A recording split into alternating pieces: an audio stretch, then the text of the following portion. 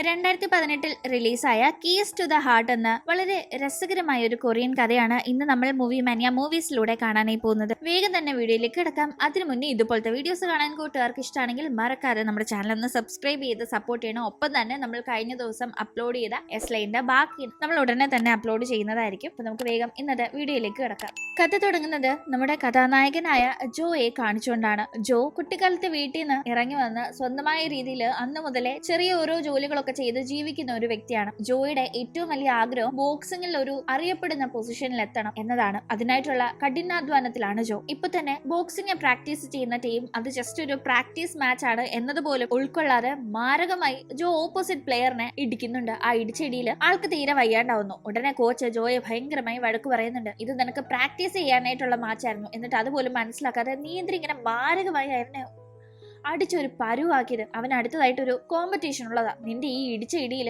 അവൻ ഇനി പങ്കെടുക്കാൻ പറ്റുമെന്ന് പോലും അറിയാത്ത അവസ്ഥയിലായി. എന്തായാലും നിന്നെ ഇനി ഇവിടെ നിർത്തുന്ന പ്രശ്നമില്ല, മര്യാദയ്ക്ക് ഇറങ്ങി പൊക്കോളും പറയുമ്പോൾ ജോയ്ക്ക് ആകെപ്പാടെ ടെൻഷൻ ആവുന്നുണ്ട്. കാരണം അവൻ ഇദ്ദേഹത്തിന്റെ അണ്ടറിൽ ബോക്സിംഗ് പഠിക്കുന്നതിനോടൊപ്പം തന്നെ അവിടെ തന്നെ സ്റ്റേ ചെയ്ത് അങ്ങനെ അവിടെ ചെറിയ ജോലികളൊക്കെ ചെയ്ത് ജീവിക്കായിരുന്നു. ഇപ്പോൾ ഇവിടെ വിട്ടു പോവേണ്ട അവസ്ഥയായി. അവിടെ ബോക്സിംഗ് പഠിക്കാനും പറ്റില്ല, അവിടെ സ്റ്റേ ചെയ്യാനും പറ്റില്ല. അങ്ങനെ ജോ ആകട്ടെ പോകുന്നത് ഒരു ലൈബ്രറിയിലേക്കാണ്. ആ ലൈബ്രറിയിൽ അങ്ങനെ സ്റ്റേ ചെയ്യാൻ പറ്റില്ലെങ്കിലും അത് 24 മണിക്കൂറും പ്രവർത്തിക്കുന്ന ലൈബ്രറി ആയതുകൊണ്ട് ബുക്ക് വായിക്കാനേ രാത്രി പോവാം. പകലൊക്കെ അവിടെ ഇവിടെയൊക്കെ കിട്ടുന്ന എന്തെങ്കിലുമൊക്കെ ജോലി ചെയ്ത് നടന്ന് രാത്രി ബുക്ക് വായിക്കാൻ എന്ന രീതിക്ക് ആ ലൈബ്രറിക്കാരെ കൂടി അവിടെ ജോ കിടന്നുറങ്ങുന്നുണ്ട്. ആക്ച്വലി ജോ മാത്രമല്ല, ഇതുപോലെ കയറി കിടക്കാൻ ഒരു ഇടമില്ലാത്ത കുറച്ച് പേരും കൂടി അവിടെ ഇങ്ങനെ ജോയെ പോലെ രാത്രി വന്ന് കിടക്കുന്നുണ്ടെന്ന് അവന് മനസ്സിലാവുന്നു. അങ്ങനെ പിന്നീട് നമ്മൾ കാണുന്നത് ഒരു വയസ്സായ അമ്മയും ആ അമ്മയുടെ ബുദ്ധി വളർച്ച സ്വല്പം കുറഞ്ഞ ഒരു മകനെയുമാണ്. ആ മകന്റെ പേര് ജിന്നെന്നാണ്. ആ അമ്മ പ്രാർത്ഥനയ്ക്ക് പോകുമ്പോഴും മറ്റു പുറത്ത് ഓരോ ആവശ്യങ്ങൾക്ക് പോകുമ്പോഴൊക്കെ ആ മകനെയും വളരെ കെയറോട് കൂടി കൂടെ കൊണ്ടുപോകാറുണ്ട്. ജിന്നിന് ഏറ്റവും ഇഷ്ടമുള്ള ഒരു കാര്യം വീഡിയോ ഗെയിംസ് കളിക്കുന്നതാണ്. പക്ഷെ ജിന്നിന് ഇങ്ങനെ കുറച്ച് പ്രശ്നങ്ങൾ ഉള്ളതുകൊണ്ട് തന്നെ ജിന്നിന് അങ്ങനെ വലിയ കൂട്ടുകാരൊന്നും ഇല്ല. പിന്നെ ആകെപ്പാടെയുള്ള ഒരു ഫ്രണ്ട് എന്ന് പറയുന്നത്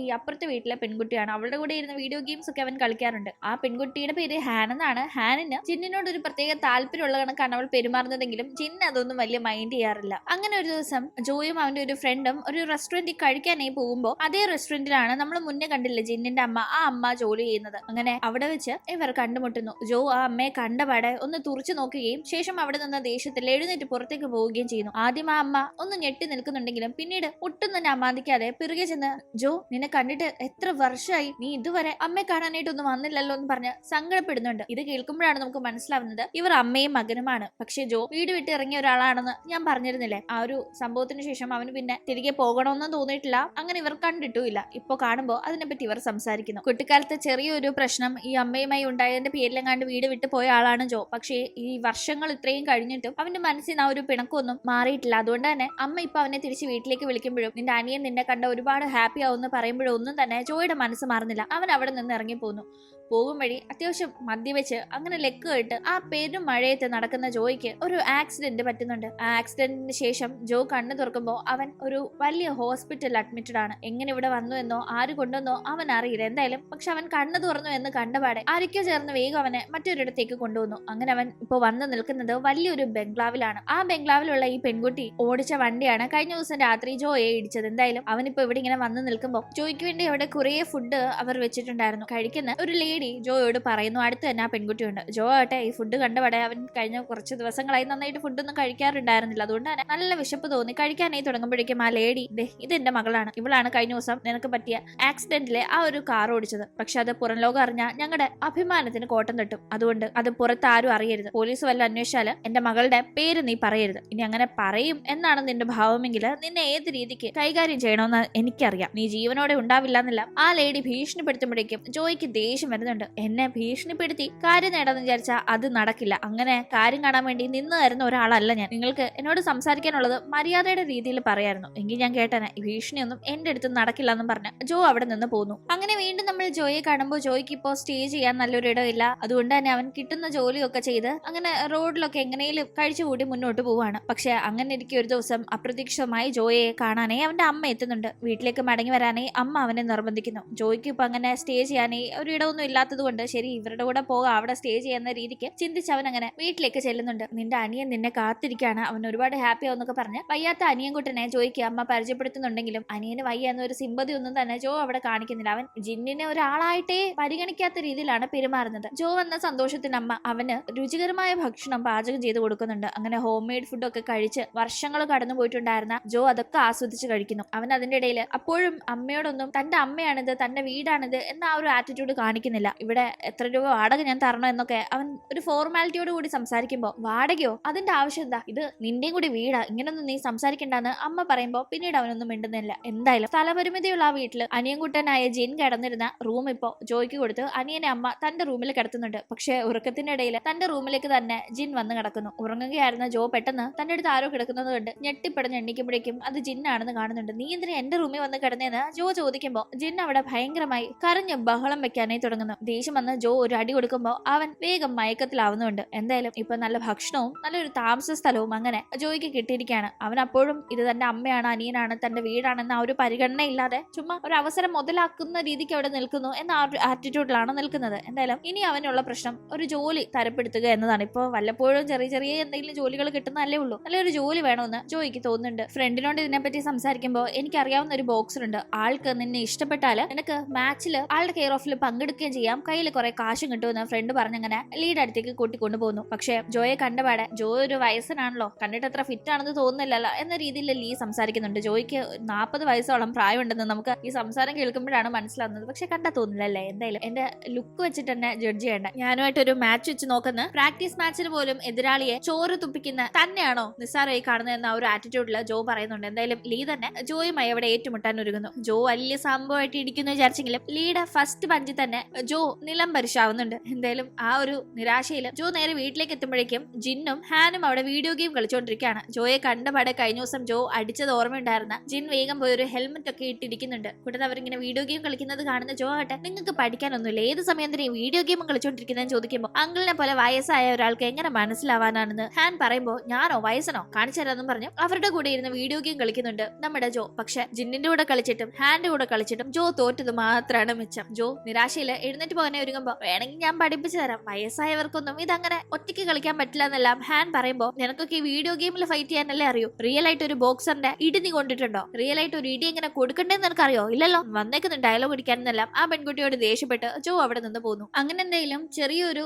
ചിക്കൻ ഷോപ്പില് ജോയ്ക്ക് സെറ്റ് ആവുന്നുണ്ട്. അവൻ അവിടുത്തെ പരസ്യം ഇങ്ങനെ റോഡിൽ നിന്ന് വിതരണം ചെയ്തുകൊണ്ടിരിക്കുന്ന സമയം ഒരു കാറ് ജോയുടെ മുന്നിൽ വന്ന് നിൽക്കുന്നു. ആ കാറിലുണ്ടായിരുന്നത് ജോയെ അന്ന് വണ്ടി ഇടിച്ച ആ പെൺകുട്ടിയാണ്. അവളുടെ പേര് മിൻ എന്നാണ്. മിൻ ജോയെ ഒരു കഫേയിലേക്ക് കൊണ്ടുപോയി സംസാരിക്കുന്നു. അന്ന് എന്റെ അമ്മ നിങ്ങളോട് അങ്ങനെ സംസാരിക്കാൻ പാടില്ലായിരുന്നു, അത് തെറ്റാണ്, അതിന്റെ പേരിൽ ഞാൻ സോറി ചോദിക്കുന്നതെന്നാണ് മിൻ ആദ്യമേ പറയുന്നത്. അന്ന് ഞാൻ വളരെ സ്പീഡിൽ വണ്ടി ഓടിച്ചതുകൊണ്ടാണ് ആക്സിഡന്റ് സംഭവിച്ചത്, അതിനും സോറി. നിങ്ങൾക്ക് എന്തെങ്കിലും ഹെൽപ്പ് വല്ലതും എന്റെ ഭാഗത്ത് നിന്ന് വേണോ, കാശ് വല്ലതും വേണോ എന്ന് മിൻ ചോദിക്കുമ്പോ വേണം, എനിക്കൊരു $2000 വേണമെന്ന് ജോ എടുത്തടിച്ച് പറയുന്നു. ഉടനെ തന്നെ മിൻ ആ കാശ് ജോയ്ക്ക് നൽകുന്നുണ്ട്. കൂടാതെ ആ സമയം മിൻ കുറച്ച് ഡിഫറെന്റ് ആയ രീതിയിലാണ് നടക്കുന്നത് എന്ന് ശ്രദ്ധിച്ചിരുന്ന ജോ അതിനെപ്പറ്റി ചോദിക്കുമ്പോൾ തനിക്കൊരു കാലില്ല എന്ന കാര്യവും ആ കാലിന് പകരം ആർട്ടിഫിഷ്യൽ ലെഗാണ് താൻ യൂസ് ചെയ്യുന്നത് എന്ന കാര്യവും മിൻ ജോയുമായി ഷെയർ ചെയ്യുന്നു. എന്തെങ്കിലും അങ്ങനെ അന്ന് വീട്ടിലേക്ക് എത്തി ഭക്ഷണം കഴിക്കുന്ന സമയം ജോയോടമ്മ നാളെ എനിക്കൊരു സ്ഥലം വരെ പോകണം, അതുകൊണ്ട് അനിയനെയും കൂട്ടി ഒന്ന് വെൽഫെയർ സെന്റർ വരെ നീ പോകാമോ എന്ന് അമ്മ ചോദിക്കുമ്പോൾ ജോ അതിന് സമ്മതിക്കുന്നു. അനിയൻകുട്ടനായിട്ട് ഓൾറെഡി ജോയെ പേടിയാണ്, അതുകൊണ്ട് തന്നെ അടുത്ത ദിവസം വെൽഫെയർ സെന്ററിലേക്ക് തന്നെ കൊണ്ടുപോകുന്നത് ജോ ആണെന്ന് കേൾക്കുമ്പോഴേ ഇരുന്നിടത്ത് തന്നെ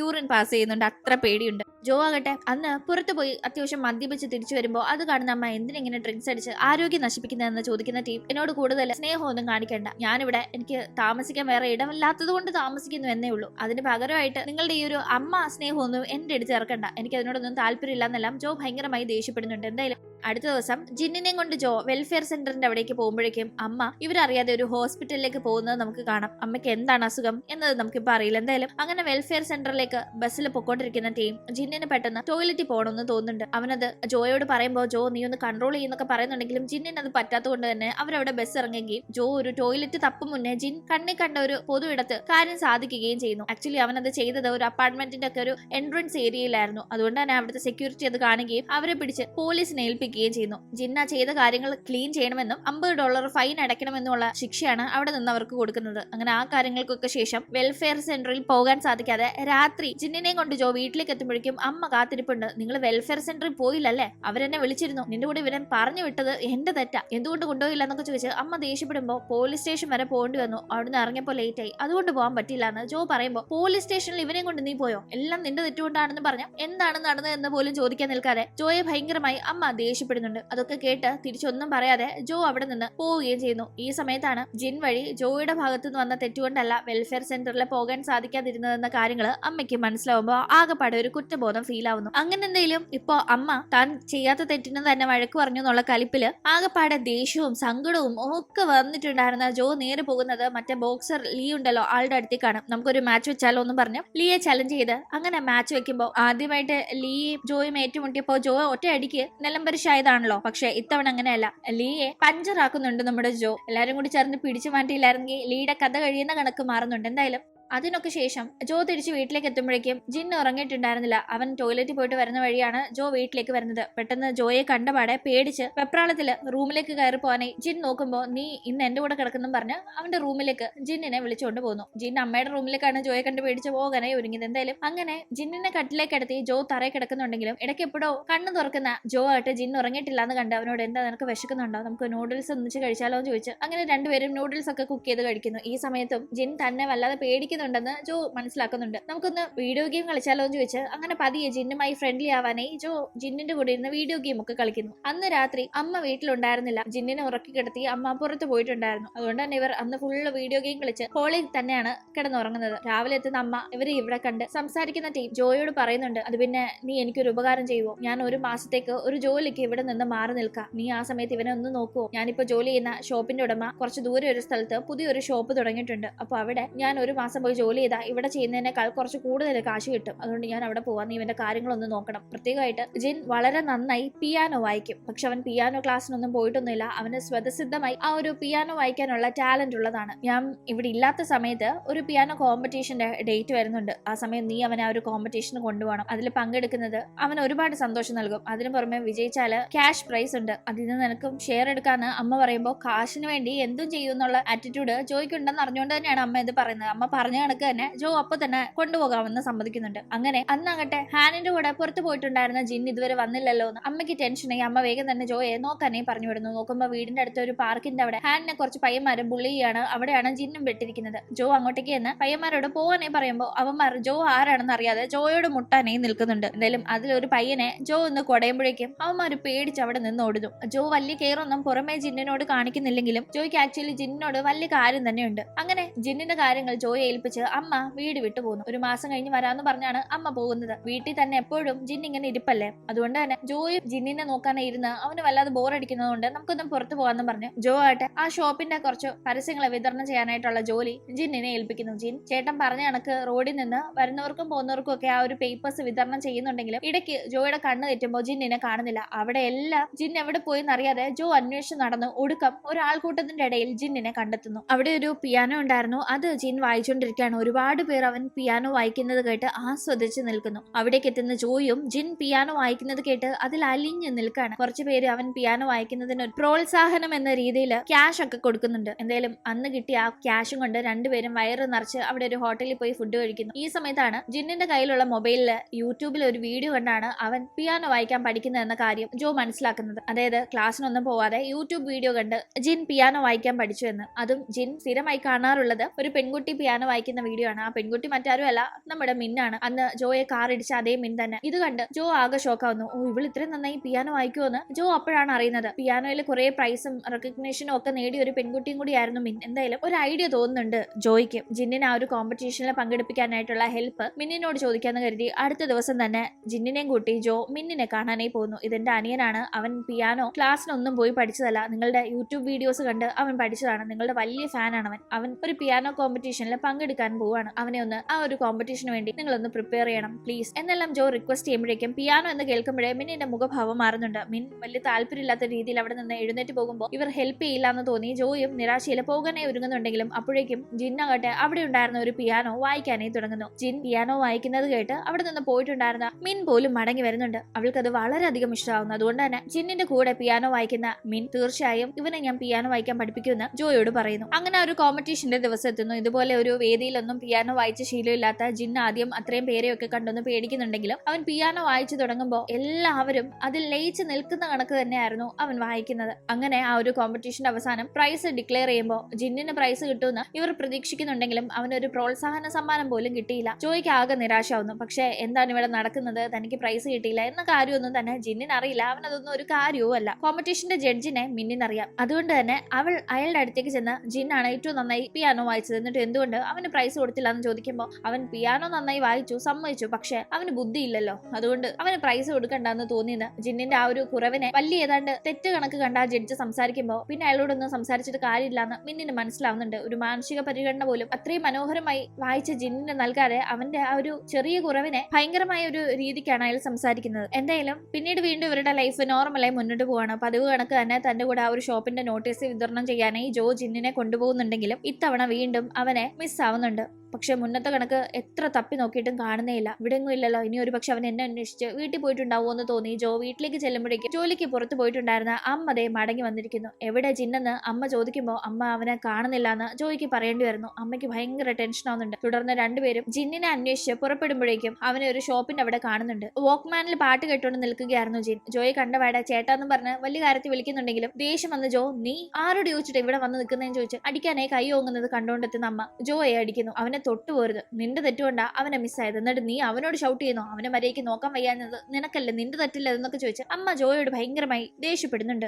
ആ സമയത്താണ് അമ്മയിൽ ചില മാറ്റങ്ങൾ ജോ ശ്രദ്ധിക്കുന്നത്. അമ്മയുടെ പിരിവും മുടിയും ഒക്കെ തന്നെ കൊഴിഞ്ഞിരിക്കുന്നു. ആകെപ്പാടെ ഡൗട്ട് ഒന്ന് ജോ അമ്മ ജോലിക്കായിട്ട് 1 മാസം മാറി നിന്നു എന്നല്ലേ പറഞ്ഞിരുന്നത്, അതിനെപ്പറ്റി ഒന്ന് അന്വേഷിക്കുന്നുണ്ട്. ആ സമയത്താണ് അമ്മ പറഞ്ഞത് കള്ളമാണ്. അമ്മ ജോലി ചെയ്തിരുന്ന സ്ഥാപനം പുതിയൊരു ബ്രാഞ്ചും തുടങ്ങിയിട്ടില്ല. അമ്മ അങ്ങനെ ഒരു ജോലിക്കും പോയതല്ല. അമ്മയ്ക്ക് ക്യാൻസർ ആണെന്നും അമ്മ അതിന്റെ ട്രീറ്റ്മെന്റിനായി പോയിരുന്നതാണെന്നും അവന് മനസ്സിലാവുന്നത്. അമ്മ ഇനി അധികം നാള് കാണില്ല എന്നും കൂടി അറിയുമ്പോൾ ജോ ആകെപ്പാടെ തകരുന്നുണ്ട്. ജോ ഒന്നും തന്നെ മിണ്ടാതെ നേരെ യാത്ര ചെയ്ത് ഒരു ജയിലിലേക്ക് എത്തുന്നു. അവിടെ ജോയുടെ അച്ഛനുണ്ട്. അങ്ങനെ അച്ഛനെ കണ്ട് ജോ സംസാരിക്കുന്ന സമയത്താണ് എന്താണ് ജോയുടെ ലൈഫിൽ നടന്ന ഒരു ഫ്ലാഷ് ബാക്ക്, എന്തുകൊണ്ടാണ് അവൻ അമ്മയോട് താല്പര്യം കാണിക്കാതിരുന്നതെന്ന് നമുക്ക് മനസ്സിലാവുന്നത്. മറ്റൊന്നുമല്ല, ജോയുടെ കുട്ടിക്കാലത്ത് ജോയെയും അമ്മയൊക്കെ ഒരുപാട് ടോർച്ചർ ചെയ്യുന്ന ഒരു കള്ളുകൂടിയനായിരുന്നു ജോയുടെ അച്ഛൻ. കള്ളു കുടിച്ചു കഴിഞ്ഞാൽ ഭാര്യയെന്നോ മകനെന്നോ നോക്കാതെ ഭയങ്കരമായി തന്നെ ഉപദ്രവിക്കുമായിരുന്നു. ആ ടോർച്ചറൊക്കെ താങ്ങാൻ വയ്യാതെ ഒരു ദിവസം ആത്മഹത്യ ചെയ്യാനായി അമ്മ തീരുമാനിച്ചു. പക്ഷെ പാലത്തിൽ നിന്ന് ചാടി മരിക്കാനിരുന്ന അമ്മയെ ആരൊക്കെയോ കണ്ട് രക്ഷപ്പെടുത്തിയത് കൊണ്ട് മാത്രം ആ അമ്മ മരിച്ചില്ല. എന്തായാലും അതിനുശേഷം ഇനിയും അയാളുടെ കൂടെ ജീവിക്കാൻ വയ്യാന്ന രീതിക്ക് അമ്മ വീട് വിട്ടിറങ്ങി. പക്ഷെ 2 മക്കളെയും കൊണ്ടുപോകാനുള്ള സാഹചര്യം ഉണ്ടായിരുന്നില്ലാത്ത അമ്മ ഇളയ മകനായ